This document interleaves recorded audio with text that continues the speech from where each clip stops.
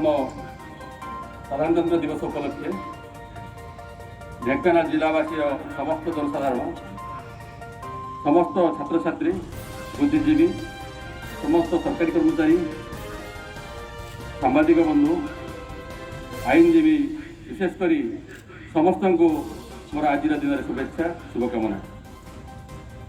आप जानते जदिओ भारत वर्ष अगस्ट 15 स्वाधीनता लाभ करथिला मात्र आमर खसड़ा बा संविधान नथिला। 1950 मसीहा जनवरी 26 आज दिन में आमर संविधान प्रणीत होता एवं ये जो संविधान एक आमको दर्शाइला कि यह एक धर्मनिरपेक्ष यह एक सार्वभौम एवं साधारणतंत्र राष्ट्र बोली एवं यही जो संविधान प्रणेता जो थे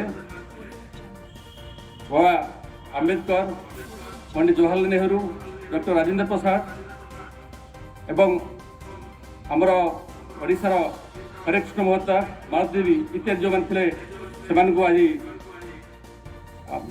जातीय उद्देश्य से मो तरफ मुझे जनाऊँगी गभीर श्रद्धांजलि एवं आदर्श अनुप्राणित होगापी मुझे समस्त निवेदन करुँगी। बंधुगण आप जानते ये साधारणतंत्र ये संविधान हूँ पृथ्वीर सबुठ बृहत संविधान।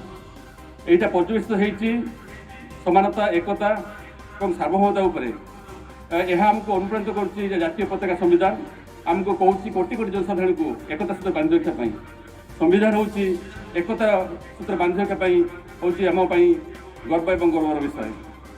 बंधुगण आप जानते ढेंकानाल जिला एक पीठभूमि यह हूँ कला एवं साहित्य क्षेत्र में एक आदर्श भूमि।